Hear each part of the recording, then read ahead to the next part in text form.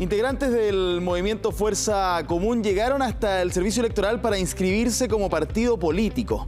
La nueva colectividad, que tiene como una de sus figuras al abogado constitucionalista y ex PS Fernando Atria, asume como inspiración las demandas y urgencias que se hicieron patentes desde el 18 de octubre. Justamente entre sus principales objetivos estará trabajar por el apruebo a una nueva constitución de cara al plebiscito del 26 de abril.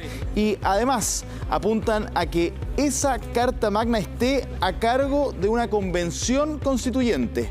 Según sus fundadores, Fuerza Común pretende a largo plazo reinventar el concepto de partido político por la poca credibilidad que tienen actualmente. Para ello, explican, se enfocarán en construir una nueva orgánica más democrática y paritaria. Bueno, y para conversar con sobre ese tema, estamos justamente con Fernando Atria aquí en el estudio. Muchísimas gracias por estar con nosotros, Fernando. Hola, Francisco, igualmente. Te quiero preguntar inmediatamente de dónde nace la idea de hacer un partido político. Justamente se menciona en la introducción también que tú formaste parte del Partido Socialista hace muy poco. De hecho, participaron activamente de lo que fue la última elección interna de ese partido. Y el grupo que pierde, donde estabas tú también, varios de esas personas terminan saliendo del partido. Entiendo que muchos de ellos también te siguieron en la idea de hacer un nuevo partido político, un movimiento primero. ¿Por qué? ¿Por qué ahora? O sea, nuestra salida del Partido Socialista se explica porque nosotros nos dimos cuenta de que el esfuerzo en el cual nosotros estábamos, que era producir algo parecido a lo que estamos tratando de hacer ahora por dentro, había probado ser imposible, y entonces no tenía mucho sentido continuar en eso. Y ahora, bueno, después del 18 de octubre, yo creo que ha estado pasando algo bien importante en la política chilena, ¿no? Ese es un estallido, como le llaman ahora, que impugna a la política tradicional. Y eso significa que lo que irrumpió fue una fuerza social que no está articulada políticamente. Y el problema es que para el proceso, esa fuerza social lo que permitió fue la apertura del proceso constituyente, desde luego. Pero para el proceso constituyente que viene, una fuerza desarticulada amenaza con quedarse afuera, en el sentido de no poder participar de modo incidente.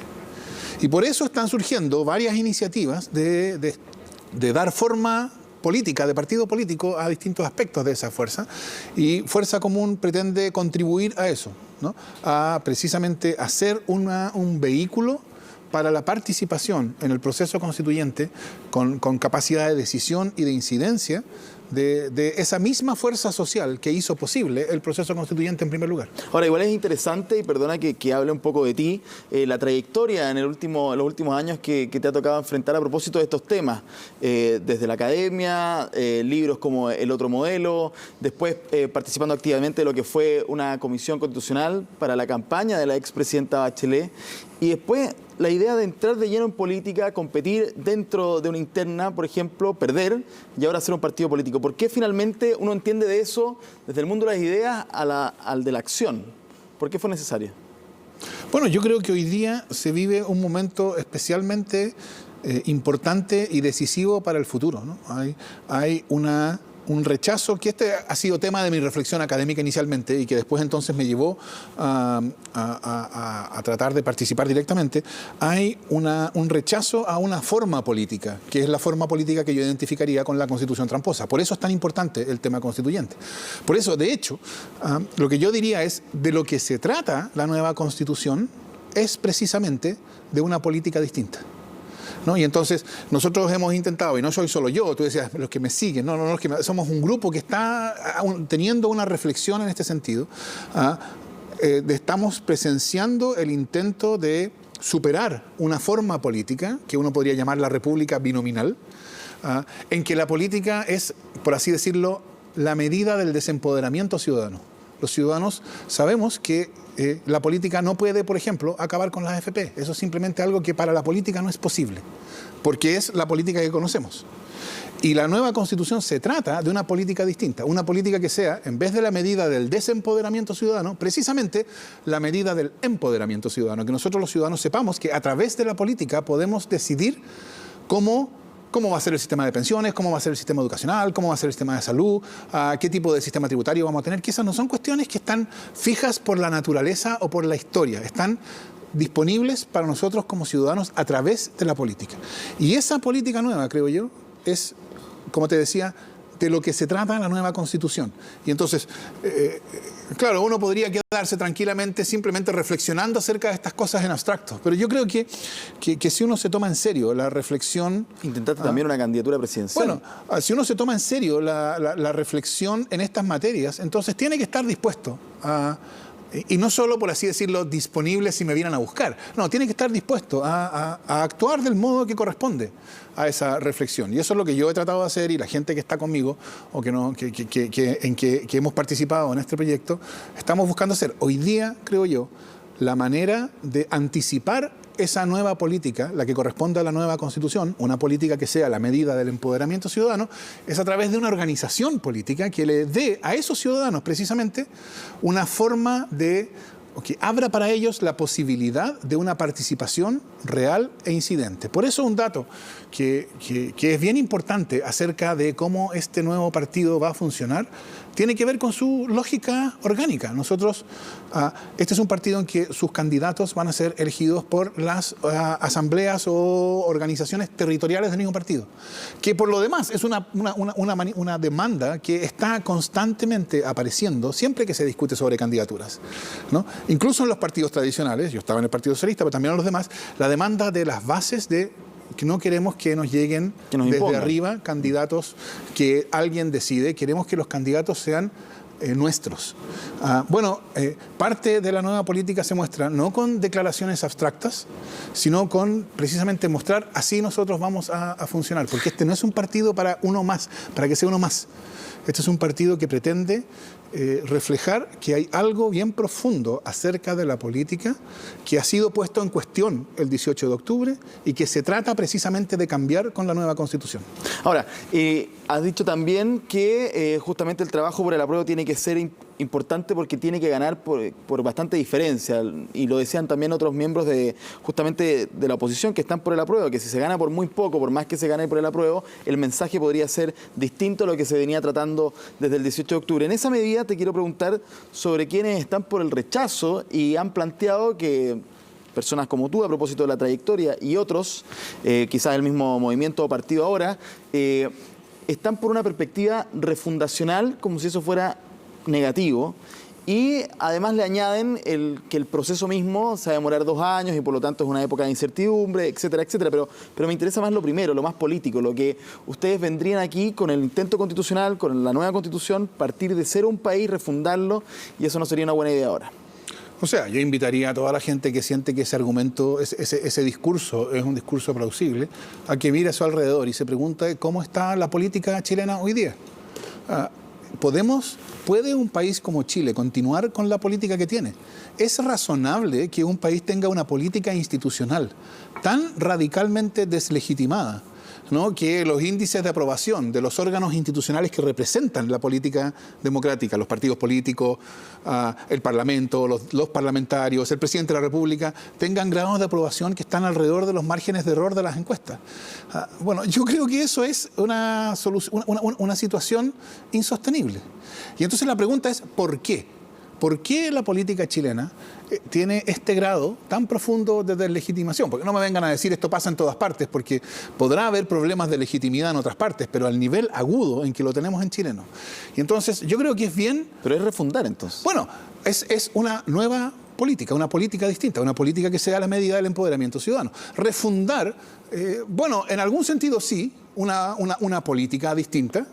En algún sentido no, evidentemente que los países tienen historia. Yo creo que toda esta manipulación que se ha hecho del concepto de hoja en blanco para decir, quieren venir a borrar toda la historia.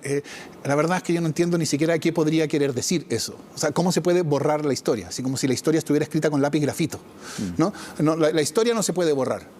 Lo que sí se puede hacer es decir, estamos en un punto importante en que Chile necesita una forma política distinta por la sencilla razón de que la forma política que Chile tiene hoy día no asegura ni la estabilidad, ni el progreso, ni el desarrollo. Y para darse cuenta de esto, a estas alturas, Yo creo que basta abrir la ventana y mirar para afuera. Ahora, pero en eso mismo, sobre el concepto de hoja en blanco, se ha dicho también por parte de quienes están por el rechazo, pero más allá de los que vociferan cosas demasiado negativas, sino más bien que efectivamente, y se dijo mucho justamente cuando se alcanzó el acuerdo del 15 de noviembre, que la Constitución actual que tenemos, tal como está y en general, no va a pasar, porque justamente para alcanzar los 2/3, el grupo que la sostiene y que la ha defendido va a tener que ceder. Y en general sobre ese punto se ha dicho, bueno, es que quizás nos pasan la máquina por encima.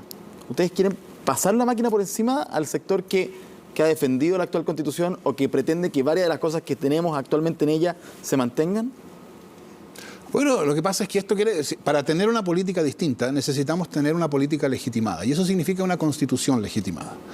Quienes dicen no tenemos que tener una discusión desde hoja en blanco, sino tenemos que hacer reformas a las cuales, por cierto, se han opuesto por 30 años, o sea, la verdad es que es un discurso bien oportunista, pero lo que están diciendo es nosotros tenemos que tener reformas siempre y cuando estemos en condiciones de imponerle al resto la mantención de lo que existe. Porque eso es lo que ha pasado por 30 años, ¿no?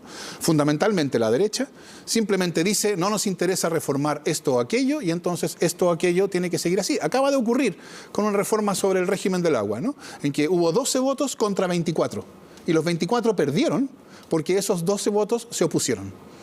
Y entonces, como consecuencia de eso, como consecuencia de que hubo 12 que votaron contra 24, entonces resulta que todos los chilenos estamos obligados a seguir viviendo bajo la regla que esos 12 quieren. No, eso es lo que ocurre con las reformas hasta ahora, lo que siempre ha ocurrido. Desde hoja en blanco lo que quiere decir es, para la nueva Constitución va a ser necesario que haya lo que podríamos irónicamente llamar genuinos grandes acuerdos. Es decir, que haya acuerdos, que si vamos a decidir que algo va a estar en la Constitución, eso no va a ser así porque lo puso Pinochet o Jaime Guzmán originalmente y después hay una minoría que lo defiende, sino porque todos los chilenos, un acuerdo suficientemente genuino, cree que debe estar en la Constitución. Eso es la discusión desde una hoja en blanco. Los que rechazan la hoja en blanco, lo que están reclamando, lo que están reivindicando es, ellos quieren mantener el veto que les ha permitido a ellos por 30 años obligarnos a todos los demás a seguir viviendo bajo la Constitución que ellos quieren. ¿Usted va a ser candidato a la Asamblea?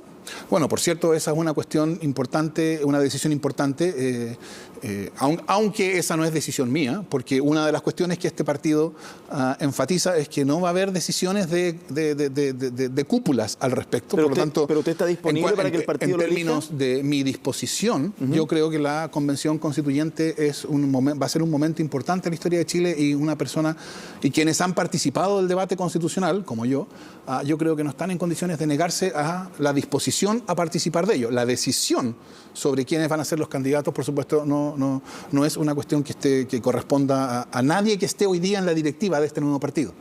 Eso será una decisión que se va a tomar democráticamente por las bases territoriales en su momento y desde el punto de vista de lo que esas organizaciones estén dispuestas o interesadas en apoyar. Muy breve, usted mencionó el tema de las pensiones en su minuto, el sistema AFP, en fin. En algún punto constitucional vamos a tratar sin duda el tema pensiones. ¿Eso podría dejar fuera la AFP? ¿Es un punto por el cual ustedes van a conversar, tratar y si tienen participantes allí van a tratar de redactar algo así? O sea, la cuestión fundamental, creo yo, es que la nueva Constitución no puede... Esta sería nuestra posición, no va a ser nuestra decisión, por supuesto. Pero la nueva Constitución yo esperaría que erradicara el Estado subsidiario, o sea, que le quitara estatuto constitucional al Estado subsidiario. Y eso se manifiesta en términos genéricos de derechos sociales, incluido seguridad social, en una cuestión bien precisa. Hoy, la manera tradicional en que se entiende el deber fundamental del Estado respecto de cuestiones como salud, educación, seguridad social, los derechos sociales tradicionales, el Estado tiene el deber de asegurar las condiciones del mercado.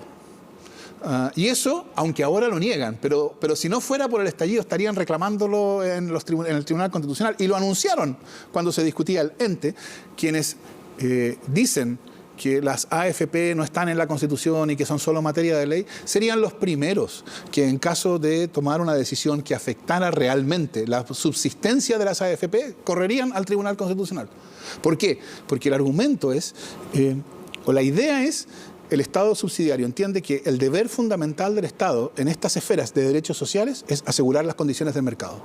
Pero al no estar el Estado subsidiario, bueno, y un Estado no subsidiario, un Estado que podría, algunos lo han llamado Estado solidario, algunos lo han llamado Estado social, es decir, hay distintas fórmulas, pero es un Estado que tiene el deber principal no de asegurar mercados, sino de realizar derechos sociales, y queda para la política democrática, para una política que sea la medida del empoderamiento ciudadano, o sea, para que los ciudadanos a través de la política decidan cuál es la mejor manera de realizar derechos sociales. Y si esa mejor manera es una manera en que no hay AFP, bueno, que la Constitución cree una política que pueda decidir que se acaben las AFP. Perfecto. Fernando Atria, muchísimas gracias por estar con nosotros gracias justamente aquí.